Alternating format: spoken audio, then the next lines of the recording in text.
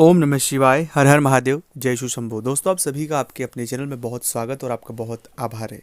जब कभी भी हमें ऐसा लगता है कि हमारे घर में किसी व्यक्ति ने कुछ करवा रखा है, बहुत दिनों से, बहुत महीनों से, कुछ वक्त से घर में स्ट्रगल ख़त्म ही नहीं होती, या तो हमारे काम नहीं बनते, घर में विवाह शादी नहीं होती, कोई ना कोई हमेशा बीमार बना रहता है, घर में कुछ ऐसी चीज़ें घटित होना कुछ समय से लग जाती है कि हमें समझ ही नहीं होता है कि जीवन में क्या चल रहा है। एक परेशानी गई नहीं, दूसरी परेशानी शुरू हो जाती है। ऐसा सामान्य परिस्थितियों में नहीं होता है, ये विशेष परिस्थितियों में होता है कि ये परेशानियाँ एक वक्त से हमारा पीछा छोड़ने का नाम ही नहीं ले रही है। हम बहुत परेशान हो जाते हैं, कई बार सोचते भी हैं कि क्या हो चुका है। तब हमारे मन में ये प्रश्न उठता है कि कहीं किसी व्यक्ति ने हमारे घर में कुछ करवा तो नहीं दिया है, अगर करवा दिया है तो किसने करवाया। तो आज इस वीडियो में हम जानेंगे कि ये पूरी जो तरीका है, पूरी जो बातें हैं कि कोई व्यक्ति अगर किसी व्यक्ति के घर में कुछ करवा देता है, ये जो बातें हमारे दिमाग में शुरू हो जाती है वो कहाँ से शुरू होती है, उनका क्या उपाय है, क्या रोल है और उनसे कैसे निपटना है, ये पूरी बात इस वीडियो में समझेंगे।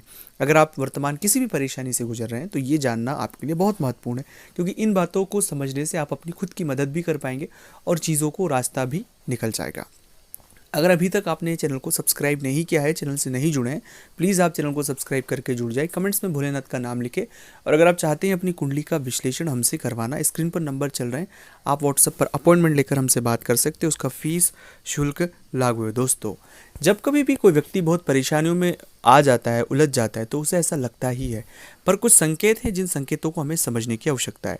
जैसे कि अगर हम घर में जाते ही हमारा मन नहीं लगना, हमारा जब मन नहीं लगना शुरू हो जाए, घर में जाते से हमें बहुत ही ऐसा उचावटन सा लगे कि घर से कहीं बाहर जाए, बाहर रहते तो बहुत अच्छा लगता है लेकिन घर में आने के बाद हमें बहुत नेगेटिव फील होता है। दूसरा ऐसा कि हमें एक बदबू हमारे इर्द गिर्द महसूस होती है, ऐसी बदबू जो हमने कभी महसूस नहीं की हो, उस तरह की बदबू आना। तीसरा है कि अचानक से इस तरह के सपने मन में आना, इस तरह से सपने आना कि जिन सपनों का कोई सेंस नहीं है और बार बार एक ही तरह के सपने आना।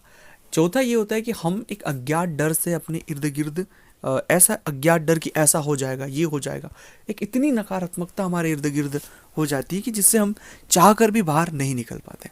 और अगली चीज़ ये भी होती है कि बार बार व्यक्तियों को आर्थिक हानि होती ही रहती है, जो भी पैसे हैं वो नुकसान हो रहे हैं, तमाम प्रकार से वो एक नेगेटिविटी की ओर घिर रहा है। ऐसी किसी भी परिस्थिति में अगर व्यक्ति बार बार फंस रहा है तो कुछ बातें जिन्हें समझ लेना आवश्यक है। ऐसी परिस्थिति जब कभी भी किसी जातक के साथ होती है तो वो शनि और राहु की वजह से होती है। किसी भी व्यक्ति ने आपके घर में कुछ भी नहीं करवा के रखा है, आप राहु और शनि के फेर में आ चुके हैं, खासकर राहु के फेर में आ चुके हैं, उस वजह से इतनी तकलीफ और परेशानियां आपके साथ हो रही है। तो इससे जो बचने के उपाय है वो भी मैं आपको इस वीडियो में बताऊंगा। परेशानी तो आपको पता लगी गई है कि क्या परेशानी, लेकिन हल क्या है। हल के स्वरूप में कुछ चीज़ें हैं जिन्हें आपको बहुत बहुत ध्यान रखना चाहिए।